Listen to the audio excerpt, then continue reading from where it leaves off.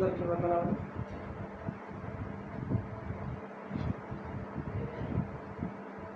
ప్రియ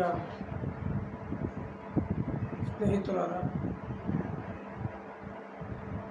క్రైస్తవ సోదరి సోదరమణులారా, ప్రభు పేరట మీ అందరికీ శుభాకాంక్షలు చెల్లించుకుంటున్నాను. ఈ దినముందున దేవుడు మనకు ఏర్పాటు చేసిన వాక్య భాగాన్ని కొద్ది నిమిషాలు మనం ధ్యానం చేసుకున్నాం. మనం మూసుకుంటూ చిన్న ప్రార్థన చేసుకుని దేవుని పెట్టుకుంటాం. కృపా సత్య సంపూర్ణుడ జీవాధిపతి, మీ పాదాలకి స్తోత్రం నా తండ్రి. గడిచిన ప్రభువ దినములన్నీ నీ కృపా కాపుదలతో ఉంచావు.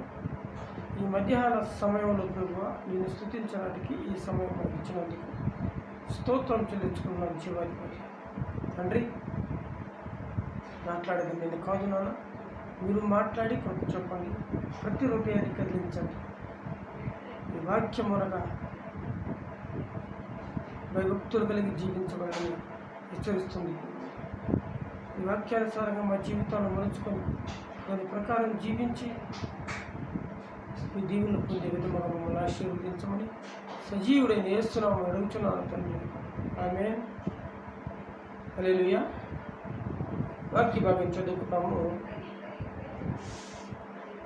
సామెతల గ్రంథము 16వ అధ్యాయం. సామెతల గ్రంథము 16వ అధ్యాయము 1-2 వచనాలు చదువుకొని దేవుని కనపడతాం.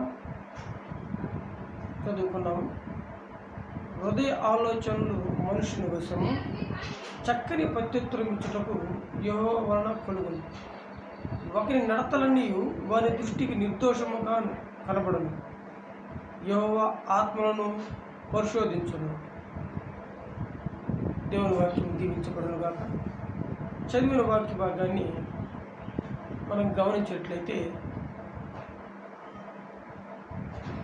యెహోవా హృదయ ఆలోచనలు మనుషుని వశము, హృదయ ఆలోచనలు మనుషుని వశము,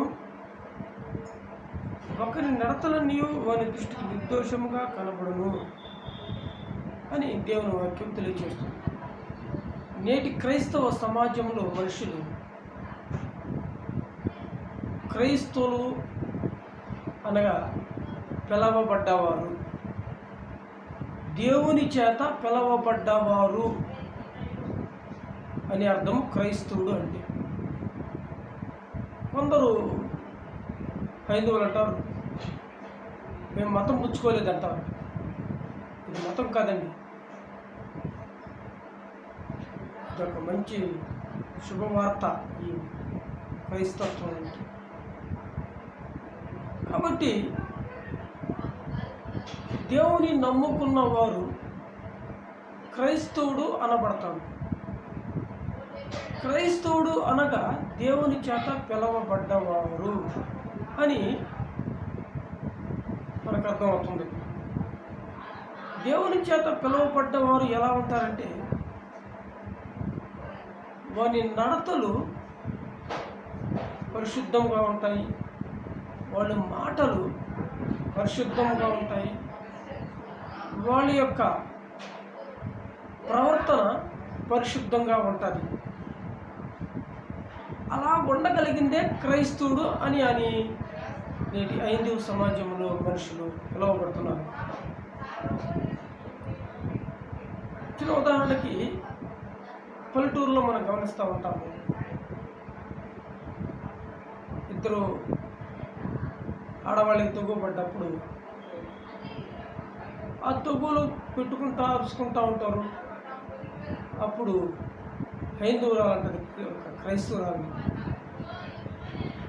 నువ్వు దేవుని నమ్ముకున్నావు కదా, నువ్వు అబద్ధం చెప్పొచ్చా అని హైందవురాలు క్రైస్తవురాలని ప్రశ్నిస్తుంది అక్కడ.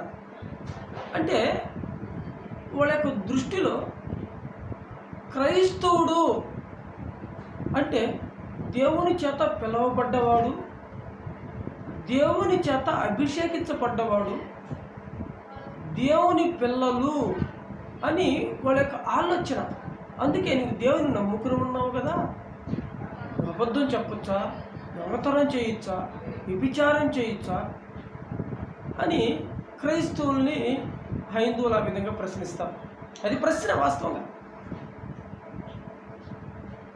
ఆ ప్రశ్నకి జవాబు ఒక క్రైస్తవుడి దగ్గర ఉన్నదా లేదా గమనించాలి. ప్రేమ జరుగుతారు. అనాది క్రైస్తవుని చెప్పుకోవడం తిరగడం గొప్పతనం కాదండి. క్రిస్మస్ చేసుకోవడం గొప్పతనం కాదండి. గుడ్ ఫ్రైడే చేసుకోవడం గొప్పతనం కాదండి. క్రిస్మస్ వచ్చినప్పుడు ఇంటికి సున్నాలు కొట్టుకొని, లైట్లు వేసుకొని, కొత్త బట్టలు వేసుకొని, పిండి వంటలు చేసుకొని, నీ ఇంటి ముందర స్టారు పెట్టి,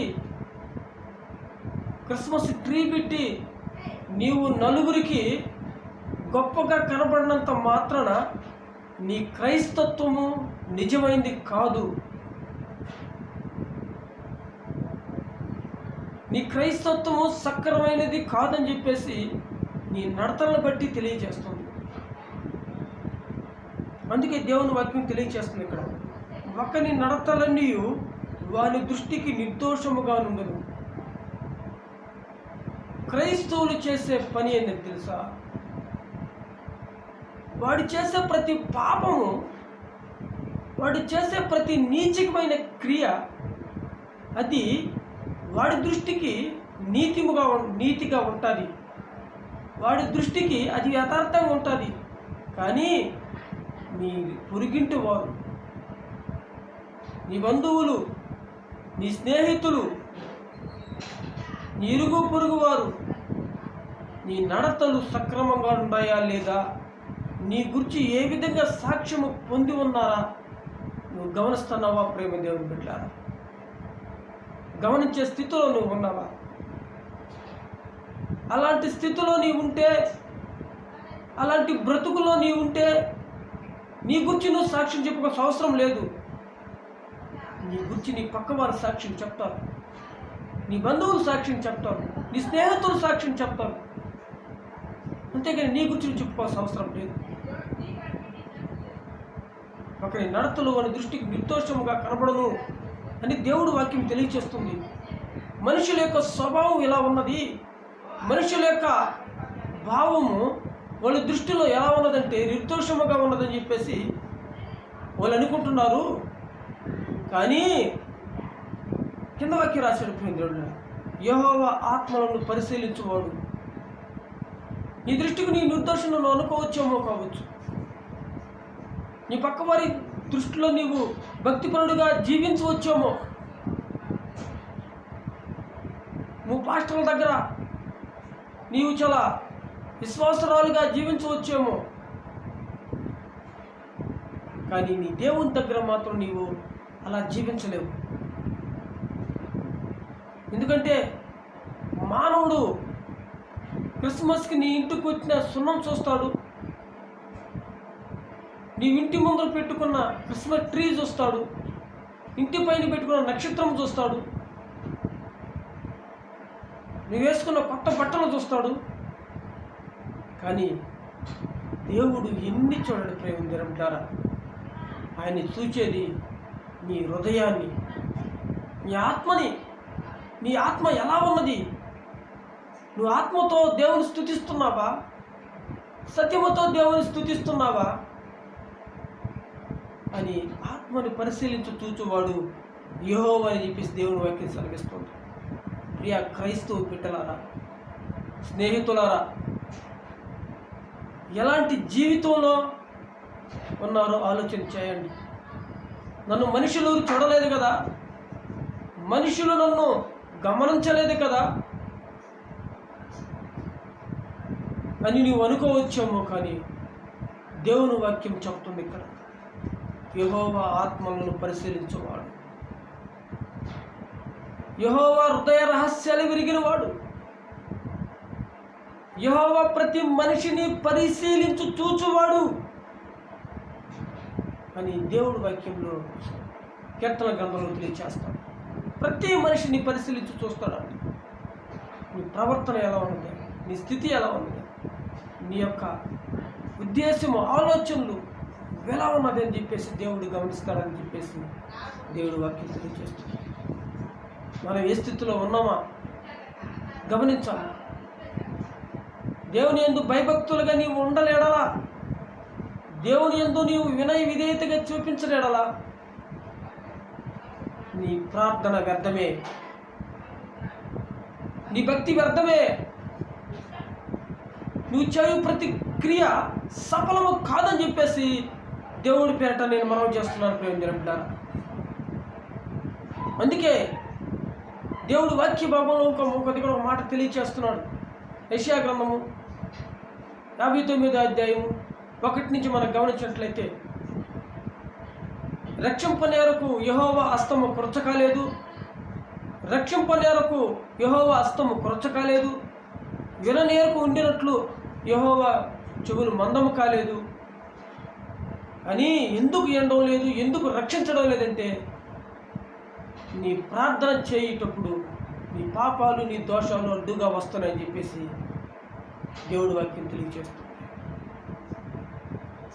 మనం మనుషుల దగ్గర భయభక్తులుగా ఉన్నట్లు నటించవచ్చేమో, కానీ యెహోవా ఆత్మలను పరిశీలించదు. మన నడతలు మన దృష్టికి యథార్థముగా ఉంటాయి, మన నడతలు మన దృష్టికి నిర్దోషముగా ఉంటాయి, మనం చేసే ప్రతి పని మన దృష్టికి న్యాయమైనదిగా ఉంటుంది. కానీ అది యెహోవాకి న్యాయమైనదా, యెహోవా దృష్టికి యథార్థమైనదా, యెహోవా దృష్టిలో నేను యథార్థముగా బ్రతుకుతున్నానని లేదా అని నువ్వు గమనించగలిగితే నీ ప్రార్థన దేవుడు ఆలకించి నీ కుటుంబాన్ని రక్షిస్తాడని చెప్పేసి దేవుడు వాక్యం తెలియజేస్తుంది. ఆలోచన చేయాలి ప్రియ క్రైస్తవు సోదరులారా, సోదరీమణులారా.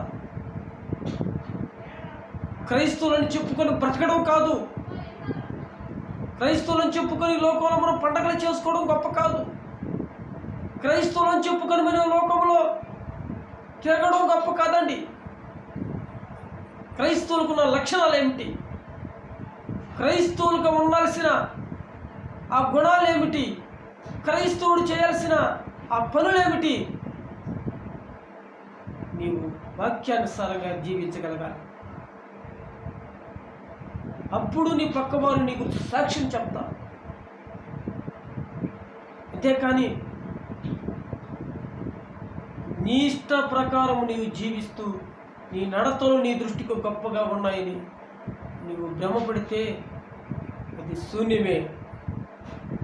అందుకే చెప్తున్నాడు ఇక్కడ, యెహోవా ఆత్మలను పరిశోధించును. నీ శరీరం కాదు ప్రేందంట, నీ శరీరంలో నీవు నీ ఇష్టం వచ్చిన విధముగా తయారు చేసుకోవచ్చు, మంచి సబ్బులు రుద్దొచ్చు, మంచి బట్టలు వేసుకోవచ్చు. నీ శరీరాన్ని నీ ఇష్టం వచ్చినట్లు నువ్వు మార్చుకోవచ్చు, కానీ నీ హృదయాన్ని మాత్రం నీవు మార్చలేవు. హృదయాన్ని నీవు నీ ఇష్టం వచ్చినట్లు మలుచుకోలేవు. అది మలచగల శక్తి, దానిని పరిశోధించి చూడగల శక్తి ఒక దేవాది దేవునికి మాత్రమే ఉండదని చెప్పేసి మీరు గమనించాలి. అవును ప్రేమ, ఎంతకాలము మనము పాపంలోనే జీవిస్తున్నాం, ఎంతకాలము మనము పాపములోనే నడుస్తున్నాము, ఎంతకాలము మనము పాపములోనే పడిపోయి ఉన్నాం. లేవాలి, పైకి లేవాలి. సంవత్సరాలు గడుస్తున్నాయి, కానీ 10 సంవత్సరాలు 20 సంవత్సరాలు 30 సంవత్సరాలు క్రిస్మస్లు చేసుకుంటున్నాం, గుడ్ ఫ్రైడే చేసుకుంటున్నాం. మన హృదయంలో మార్పు ఉన్నదా లేదా గమనించాలి. మన హృదయంలో ఏ స్థితిమైన మార్పు మన హృదయంలో మనం గమనించాలి. అలా గమనించలేని స్థితిలో మనం ఉన్నామేమో మనం పరిశోధించుకోవాలి. దేవా తండ్రి, నేను ఏ స్థితిలో ఉన్నాను ఆలోచన చేయాలి. ఎందుకు మనము ఆత్మీయంగా సంతోషంగా ఉండలేకపోతున్నాం, ఎందుకు మనం ఆత్మీయంగా సమాధానంగా ఉండలేకపోతున్నాం, ఎందుకు మనం ఆత్మీయంగా మన కుటుంబంలో ఒకరికొకరికి సమాధానం లేని స్థితిలో ఉన్నామంటే కారణం ఏంటో తెలుసా? నీవు చేసే ప్రతి పాపము, నీవు చేసే ప్రతి దుర్మార్గపు క్రియ నీవు చేసే ప్రతి ఒక్క లోకపరమైన ఆలోచన అది నీ దృష్టికి యథార్థంగా కనపడుతుంది. అది దేవుని దృష్టికి యథార్థంగా ఉన్నదా లేదా నువ్వు గమనించగలుగుతున్నావా? అది దేవుని దృష్టిలో నేను నీతిగా ఉండగలుగుతున్నా లేదా గమనిస్తున్నావా? అలా గమనించినప్పుడు నీవు దేవుని మాట ఖచ్చితంగా వింటావు. దేవుని మాట వినని ఎడల నీ కుటుంబంలో సమాధానం ఉండదండి. నీ దృష్టికి నీవే నిర్దోషిగా ఉన్న ఎడల ఇది దేవుని దృష్టిలో నీవు పాపాత్ముడిగా ఈ లోకంలో మిగిలిపోతావు. దేవుని దృష్టిలో ఈ లోకంలో నీవు వేషధారణగా మిగిలిపోతావు. దేవుని దృష్టిలో నీవు ఈ లోకంలో ఒక వ్యభిచారిగా మిగిలిపోతావు అని చెప్పేసి దేవుడి వాక్యం తెలియజేస్తుంది. ఎంతకాలం మనకు వ్యతిరేకంగా జీవిస్తారు, ఎంతకాలం మనకు అవమానం తెచ్చెదరు అని దేవుడు వాక్యము ద్వారా హెచ్చరిస్తుంటే వినని క్రైస్తవులు ఎంతో మంది ఈ లోకంలో జీవిస్తున్న వారికి ఈ వాక్యం ఒక హెచ్చరింపుగా ఉంటుందని చెప్పేసి నేను మీకు తెలియజేస్తున్న ప్రేమికులారా. మారానంటూ నీవు మస్క మనుషులకు కొడతావేమో, కానీ సర్వలోకాన్ని సృష్టించిన దేవాది దేవునికి నీవు మస్కా కొట్టలేవండి. నీ తల్లి గర్భంలో నీవు పిండముగా రూపింపక మునిపే నీకు తెలుసు, ఆయనకి తెలుసు. నీవు కూర్చుంటట, పనుకునుట, లేచుట, తిడుగులాడుట ప్రతి విషయం ముందు ఆయన కృపలేనిదే నీ జీవించలేవు ప్రేమికులారా. నువ్వు మనుషులకి నువ్వు మస్కా కొట్టగలవేమో, కానీ మనుషుల ముందు నువ్వు వేషధారణగా నటించగలవేమో, కానీ మనుషుల ముందు నీవు క్రైస్తవుడుగా నీవు పిలవబడతావేమో, కానీ హృదయ రహస్యాలు విరిగిన దేవాది దేవుని దగ్గర నీ బ్రతుకు ఏమిటో, నీ స్థితి ఏమిటో నువ్వు గమనించాలి ప్రేమికులారా. చాలామంది క్రైస్తవులు ఉన్నారు. క్రైస్తవులందరికీ నేను చెప్పే ఒకే ఒక మాట ప్రేమికులారా, మన కుటుంబంలో శాంతి లేదు, మన కుటుంబంలో సమాధానం లేదు, మన ఇరుగు పొరుగు వారితో మనం సమాధానం లేదు. కారణం ఏంటో తెలుసా? నీవు చేసే ప్రతి పాపక్రియ నీ దృష్టికి నీవు యథార్థం ఉందని నువ్వు అనుకుంటున్నావు. నీ దృష్టికి నువ్వు నిర్దోషంగా ప్రవర్తిస్తున్నావు అనుకుంటున్నావు. నీ దృష్టికి కాదు ప్రేమికులారా, దేవుని దృష్టిలో నువ్వు నిర్దోషంగా బతుకుతున్నావా లేదా? నీ వాక్యానుసారంగా నీ హృదయాన్ని నువ్వు ఒకసారి ప్రశ్నించుకోవాలి. వాక్యానుసారంగా నీవు ప్రశ్నించుకోగలిగితే నీ జీవితం దేవుడి చేతిలోకి వెళ్తాది. నీ వాక్యానుసారంగా ఎప్పుడైతే నీ జీవితాన్ని నువ్వు ప్రశ్నించుకోకుండా నీ శరీరానికి నువ్వు సమాధానం చెప్పుకుంటూ ఈ లోకంలో తిరుగుతూ లోక పాపాల్లో నీవు జీవిస్తావో నీవు శరీరంతో సుఖపడతావేమో, కానీ ప్రేమికులారా ఆత్మీయంగా చూస్తే నీ కుటుంబంలో సంతోషం ఉండదు, నీ కుటుంబంలో సమాధానం ఉండదు, నీ కుటుంబంలో సంతోషకరమైన జీవితాలు కోల్పోతామని చెప్పేసి నేను ప్రభు పేరిట